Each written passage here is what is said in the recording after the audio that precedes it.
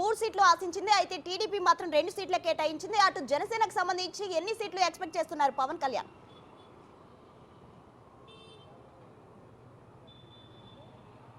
అటు కూడా దాదాపుగా 8 మంది పోటీ చేస్తున్న పరిస్థితి కూడా ఆశావాహులు పరిస్థితి కనిపిస్తూ ఉంది. ఎందుకంటే జనసేన తరపు నుంచి 21 స్థానాల్లో ఎమ్మెల్యేలుగా వాళ్ళు పోటీ చేయడం జరిగింది. 21 స్థానాల్లో గెలుపొందడం జరిగింది.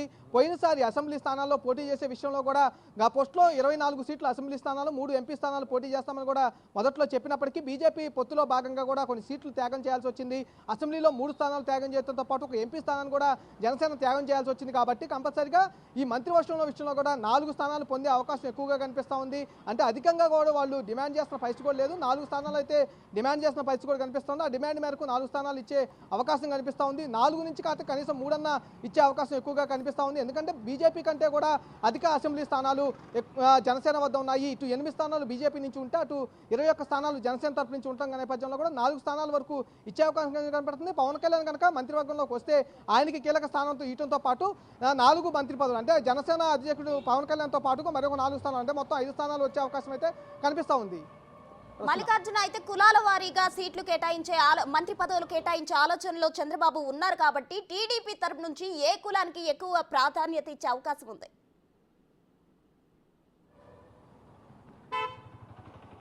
టీడీపీ కూడా ఎప్పుడూ బీసీలకు సంబంధించిన పార్టీగా కూడా చెప్పుకుంటూ ఉంటుంది. బీసీలకు అత్యధిక స్థానాలు ఎక్కువగా ఇస్తూ ఉంటుంది.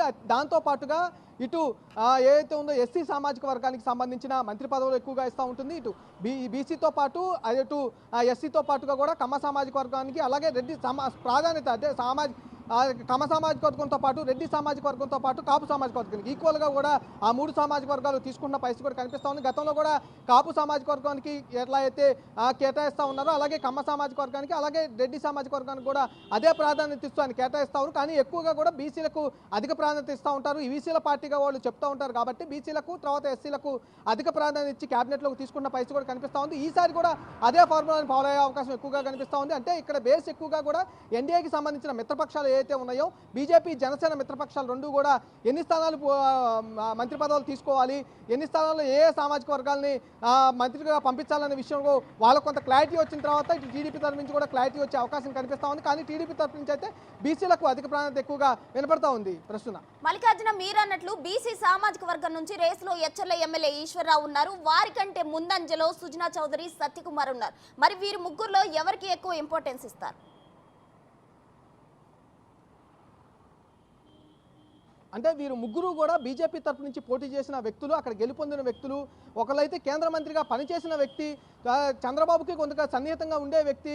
కాబట్టి కంపల్సరీగా సుజనా చౌదరికి ఒక మంత్రి పదవి అయితే కన్ఫామ్గా వస్తుందనే విషయం అయితే చెప్తున్న పరిస్థితి కనిపిస్తూ ఉంది. ఆయనతో పాటు బీసీ సామాజిక వర్గానికి వస్తే కనుక ఈశ్వరరావు అలాగే సత్యకుమార్ కూడా కేంద్రంలో లెవెల్లో చాలా పలుకుబడి ఉంది, పరిచయాలు ఉన్నాయి. కాబట్టి సత్యకుమార్కి ఏమైనా వచ్చే అవకాశం కనిపిస్తూ ఉంది. దాంతోపాటుగా మూడో ఛాన్స్గా కూడా కామినేని శ్రీనివాసరావు, కానీ సొంత సామాజిక వర్గం సుజనా చౌదరికి ఇస్తే కనుక ఒకటే సామాజిక వర్గానికి అవుతారు. కాబట్టి కామినేని శ్రీనివాసరావుకి ఇస్తారా ఇవ్వరా అనేది కొంత డిలే జరుగుతున్న పరిస్థితి కూడా కనిపిస్తూ ఉంది, చర్చ జరుగుతూ ఉంది. అంటే గతంలో 2014 నుంచి 19 ఆ కాలం సమయంలో కూడా 3 సంవత్సరాల పాటు ఆయన మంత్రిగా కూడా పనిచేశారు. బీజేపీ తరఫు నుంచి అప్పుడు పోటీ చేసి గెలిచి మంత్రిగా కూడా పనిచేసిన దాఖలాలు ఉన్నాయి. కాబట్టి ఆ కోటాలో ఏమైనా మంత్రిగా ఇస్తారనేది కొంత చర్చ నడుస్తున్న పరిస్థితి కూడా కనిపిస్తూ ఉంది. సత్యకుమార్కి ఈశ్వరు బీసీ కోటాలో ఛాన్స్ వచ్చే అవకాశం కనిపిస్తూ ఉంది. రెడ్డి సామాజిక వర్గానికి ఇస్తే కనుక అంటే ఒకవేళ కమ్మ సామాజిక వర్గానికి ఇచ్చిన తర్వాత బీసీ సామాజిక వర్గానికి అధికంగా టీడీపీ ప్రాధాన్యత ఇస్తుంది. కాబట్టి బీసీ సామాజిక వర్గాన్ని హోల్డ్ చేసి రెడ్డి సామాజిక వర్గం నుంచి కనుక బీజేపీ కనుక ఎవరైనా బరిలోకి అంటే సజెస్ట్ చేస్తే కనుక ఆదినారాయణ రెడ్డికి వచ్చే అవకాశం కనిపిస్తూ ఉంది. ఆదినారాయణ రెడ్డి అక్కడ జమ్మలమడుగు నుంచి పొందిన దాఖలాలు ఉన్నాయి, కడప నుంచి ఉన్నాడు. కాబట్టి ఆయనకు వచ్చే అవకాశం అయితే కనిపిస్తూ ఉంది. ప్రస్తుతం మల్లికార్జున, అయితే 2014లో కూడా ఎన్డీఏ కూటమి నుంచి అంటే బీజేపీ నుంచి ఇద్దరికి మాత్రమే మంత్రి పదవులు ఇవ్వడం జరిగింది. ఈసారి కూడా 2 మాత్రమే ఇవ్వగలమని టీడీపీ నుంచి సంకేతాలు వస్తున్నాయి. బట్ బీజేపీ మాత్రం 3 కావాలని పట్టుబట్టిన పరిస్థితి మనం చూస్తున్నాం. ఏంటి, ఎలా ఉండబోతుంది?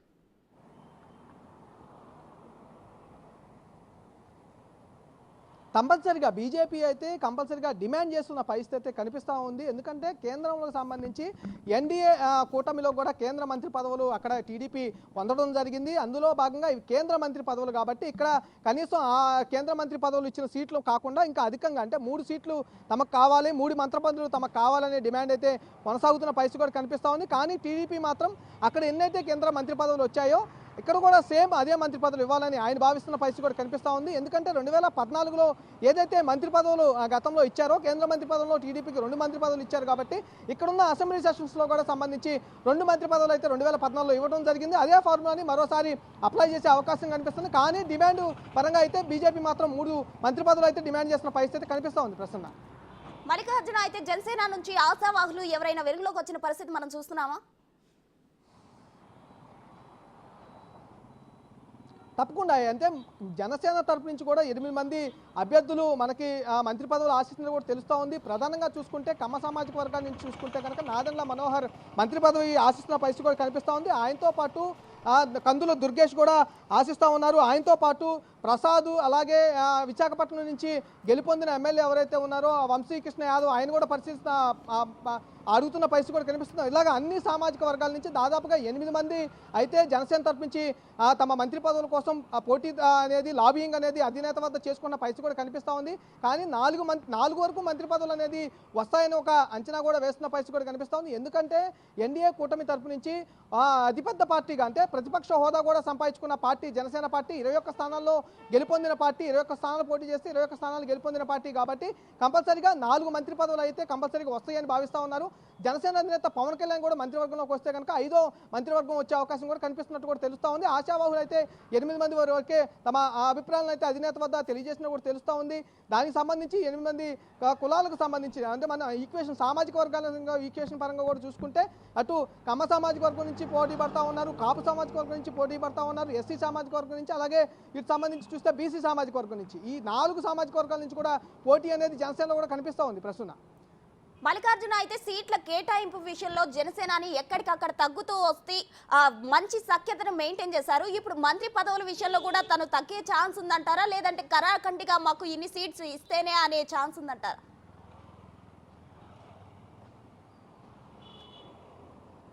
అయితే ఈసారి జనసేన అధినేత కొంచెం కరాఖండిగా వ్యవహరించే అవకాశం కనిపిస్తూ ఉంది. ఎందుకంటే పొత్తు కన్ఫర్మ్ చేయడంలోనూ, అలాగే సీట్లు బీజేపీని తీసుకొచ్చి కలపడంతోనూ పోటీ చేసే విషయంలో కూడా ఎక్కడ ఓటు అనేది చీలిపోకుండా ఉండటం కోసం అతను ఏదైతే వ్యాఖ్యలు చేసుకుంటూ అంటే హామీలు ఇచ్చుకుంటూ ప్రజలకు వచ్చాడో దాన్ని నెరవేర్చడం కోసం తగ్గి కొంచెం అంటే సీట్ల విషయంలో తీసుకునేటప్పుడు మొదట్లోనే కొంచెం తక్కువ తీసుకున్న పరిస్థితి. 24 సీట్లు అసెంబ్లీ సీట్లు తీసుకుంటే 3 ఎంపీ పార్లమెంట్ స్థానాలు తీసుకున్న పరిస్థితి.